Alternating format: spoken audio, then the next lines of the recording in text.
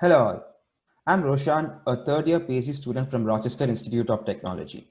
Here, I would like to present my work on a supervised image registration approach for late gadolinium enhanced MRI and Cine Cardiac MRI using convolutional neural networks. First of all, I would like to discuss why we need this. According to WHO, cardiovascular diseases are the #1 cause of death globally, and cardiac conditions like myocardial infarction, cardiomyopathy, myocarditis are the most common cardiovascular diseases. The assessment of myocardial viability for patients who experienced any of these diseases is critical for diagnosis and planning of optimal therapies. Viable myocardial muscle has a potential for contractile recovery, and therefore a patient with, for example, ischemic cardiomyopathy and ventricular dysfunction may improve his functional capacity after myocardial revascularization and consequently have improved survival. Often in these diseases, non-viable tissue is accumulated in the left ventricle myocardium of the heart. In order to assess the myocardial viability, it is important to accurately quantify compromised myocardium. This is a crucial step in determining the part of the heart that may benefit from therapy.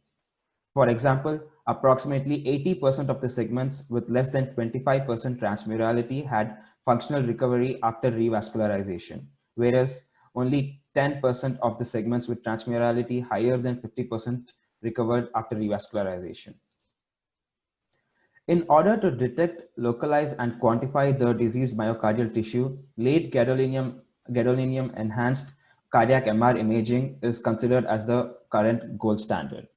During a typical LG cardiac MR image acquisition protocol, a gadolinium-based contrast agent is injected into a patient, and the MR images are acquired 15 to 20 minutes post-injection. And we can see here that in the LGE cardiac MR images, the compromised left ventricle myocardial regions appear much brighter than the healthy tissue due to the trapping and delayed washout of the gadolinium-based contrast agent from the diseased tissue regions. And the extent of this hyperenhanced regions enables the differentiation of variant cardiovascular diseases, as we can see here in this image. The major application of LGE cardiac MRI is that it helps in assessing the transmural extent of the impact, which in turn helps predict the success of recovery following revascularization therapy, and also provides additional insights about other potential complications associated with the diseases. But then why do we need Cine Cardiac MRI? Usually in a clinical setup, radiologists and cardiologists visually assess the viability of the myocardium based on the LGE CMR images. And accurate myocardium segmentations from these LGE MR images is necessary for assessment of its viability. This segmentation is typically done manually, but I'm sure one can understand it is very time consuming and highly susceptible to inter and intra-user variability.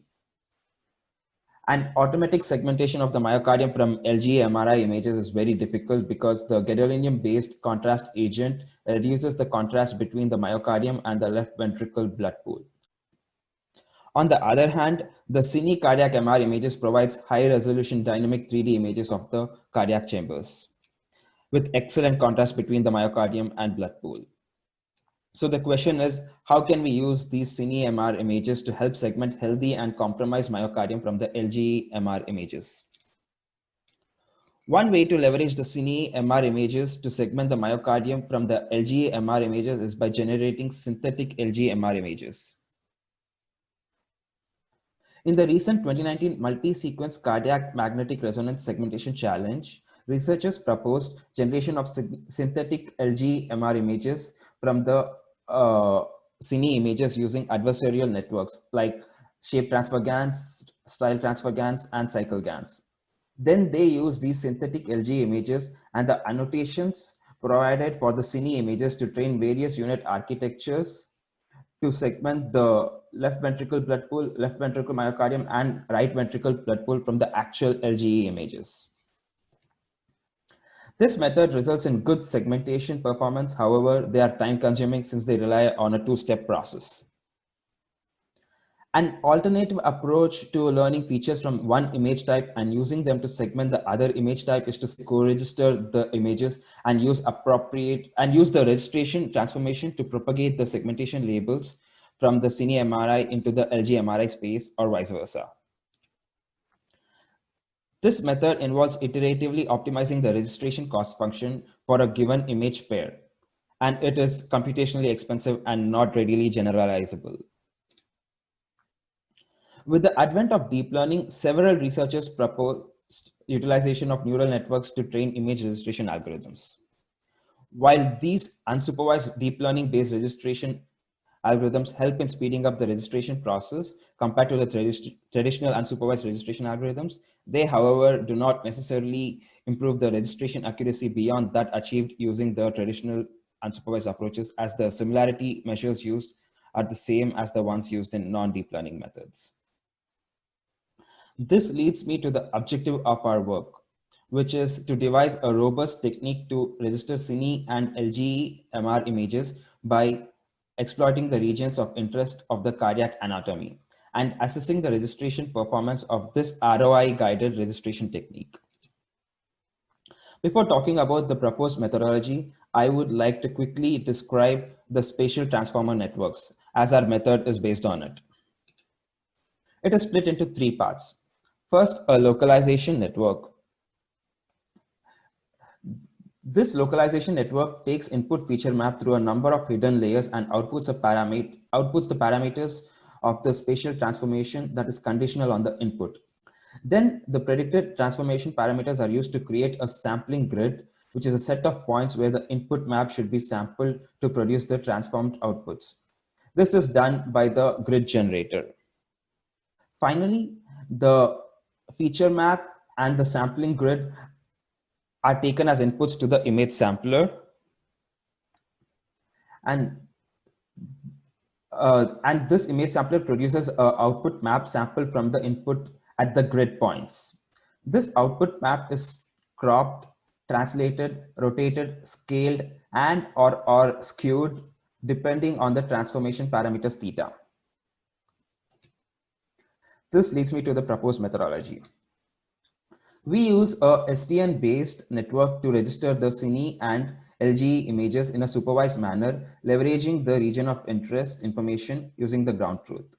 By ground truth, we mean the segmentation maps that are manually annotated by experts. These manual annotations include left ventricle blood pool, left ventricle myocardium, and right ventricle blood pool. In our experiments, we concatenate the Cine image with the LGE image and input the resulting tensor into a CNN, which is analogous to the localization network, to output these transformation parameters. And then the grid generator creates a sampling grid, which is a set of points where the input map should be sampled to produce the transformed output. And in the image sampler, unlike the SDN described earlier, the input will be ground truth of the LGE image along with the sampling grid. And the output will be a transformed LGE ground truth segmentation map. A dual loss function, which is combination of our dice loss and cross entropy loss, is computed using the transformed LGE ground truth and the ground truth of the Cine image. This computed loss is then used to backpropagate the CNN. Once we train our data to learn the transformation parameters between the corresponding LGE and Cine images, we test the registration results by feeding the LGE slice to the image sampler, as shown here. Instead of the ground truth to obtain spatially transformed LGE image. As mentioned earlier, we use a combination of dice loss and cross entropy loss for the backpropagation, where the cross entropy loss can be interpreted as the negative log likelihood, and the dice loss is 1 minus the dice score, and the dice score is defined as the size of the overlap of the two segmentations divided by the total size of the two objects. The dataset used in this work was made available through the 2019 Multi-Sequence Cardiac MR Segmentation Challenge. The data consists of balanced steady-state pre-precision Cine MR images and LGE cardiac MR images for 45 patients who were diagnosed with cardiomyopathy. To account for the difference in slice thickness, image sizes, and the in-plane image resolution between the BSSFP Cine Cardiac MR image and the LGE Cardiac MR images, all the images are resampled to a slice thickness of 5 millimeters using spline interpolation. The in-plane image resolution is 0.75 by 0.75 millimeters for all the images, and all the images are resized to 224 by 224 pixels. Also, we use translation, clipping, rotation, and zoom operations for data augmentation on the fly while training our network. And in order to evaluate our ROI guided supervised registration, we compare the results with that of the unsupervised registration by training the same network, but in an unsupervised manner, using the normalized mutual information as the loss function. And here, obviously, we don't use the ground truth. We also compare the rigid and affine registration. Therefore, we train and compare 4 networks: unsupervised rigid, unsupervised affine, supervised rigid, and supervised affine. The hyperparameters used for our training are mentioned here. To evaluate our registration, we identify the centers of the left ventricle and right ventricle blood pool, which is basically the centroid of the segmentation masks of the left ventricle and right ventricle blood pool corresponding to both Cine and LGE cardiac MR images. For example, we can see here the red dot, which is the center of the left ventricle blood pool of the LGE image. And on the right, we see a blue dot, which is the center of the LV blood pool of the Cine image, the ground truth of which is overlaid on the LGE image here. The Euclidean distance between these two centers is one of our evaluation metrics, which we here call a center-to-center distance. And we use the average surface distance between the ground truth and the predicted surface as our second evaluation metric. Here we can see the center-to-center distance comparisons for the left ventricle and right ventricle blood pools before registration and after registration. We can see that the supervised registration results are significantly better than their unsupervised counterparts. And this is also corroborated by the comparisons of the average surface distance of the left ventricle blood pool, left ventricle myocardium, and the right ventricle blood pool. Here we can see a visual assessment of the center-to-center distance comparison of the left ventricle and right ventricle blood pool centers. And as shown here, the center-to-center distance of the ROI guided supervised registration is significantly lower than both its rigid and affine unsupervised counterparts. Also, there is not much difference in these values between the unsupervised registration and the overlapping of images before registration. Here we can see a scar that is manually annotated on the LGE image. And this hyper-enhanced region erroneously appears overlaid on the left ventricle blood pool when the Cine and LGE MR images are overlapped before registration and also after unsupervised registration. However, these regions appear correctly in the left ventricle myocardium region post the supervised registration. In conclusion, in this work, we show that the ROI guided CNN can be used to accurately register the Cine cardiac MR image and the LGE cardiac MR images, as the manual annotation enables the network to focus on registering the images accurately around the region of interest. And as we saw earlier, the proposed supervised method outperforms the unsupervised methods. And the training time required is much lesser, as we don't train any adversarial networks to generate synthetic LGE MR images.